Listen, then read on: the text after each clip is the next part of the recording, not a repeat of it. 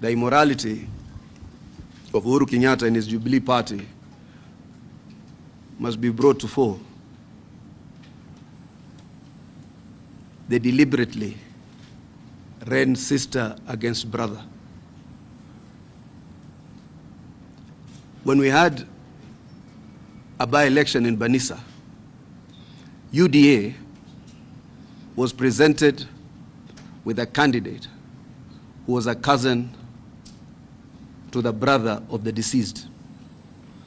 There was an intent by some of our friends to play brother against brother in that election. Out of the sheer integrity of President William Ruto, he called the leaderships of Mandera County to a discussion and even agreed under which party we will field a candidate. But Uhuru Kenyatta, who has run a legacy borrowed from his father of marginalization, exclusion, of alienation, of disenfranchisement, areas that they deliberately left out of the prism of development, areas that they decided young children will be born without water, without shelter, without education, without infrastructure.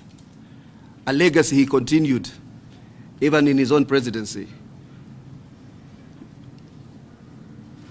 Has the audacity to go and incite a sister to run against a brother, creating animosity or building on the animosity of a family. I am happy the people of Isiolo have sent a resounding message. The people of Isiolo were not sending a message to Bina. Bina is innocent. They were sending a message to Uhuru Kenyatta. The brother won with 90% of the votes.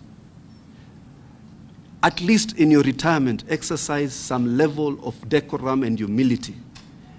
You were president for 10 years. You messed up the country. You messed up the economy. You left us in debt.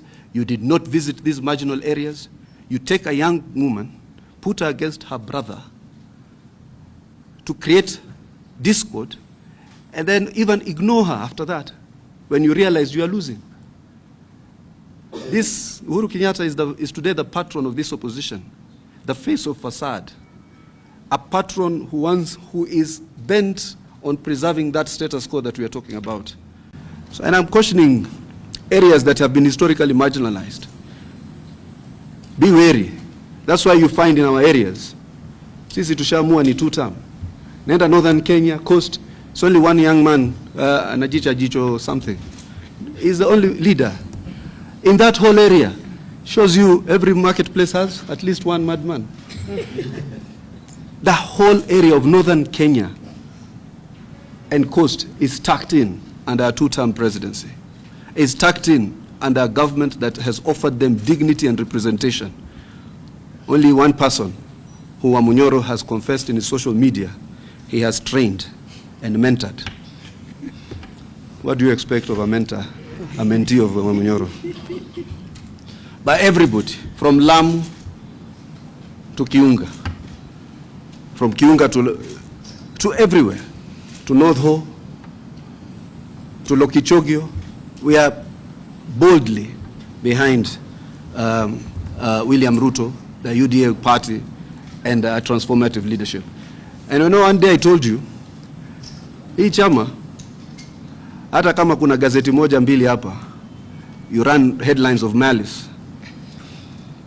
We are deeply rooted in the grassroots. I told you this party is going to be there. You thought, wewe unafikiria mimi ni ile secretary general ya kwenda kupiga kelele. Mimi ni ya kupanga. Sisi tunapanga hii chama. Unapiga kelele hata tukiita watu State House.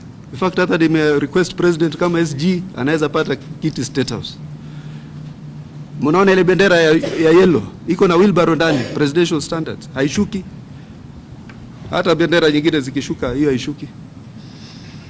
Na God willing, hii wheelbarrow ndio ile ya kuvukisha wa Kenya to prosperity, out of marginalization, na kutukua ile takataka Mamunyoro na nani na waweka hapo natupa.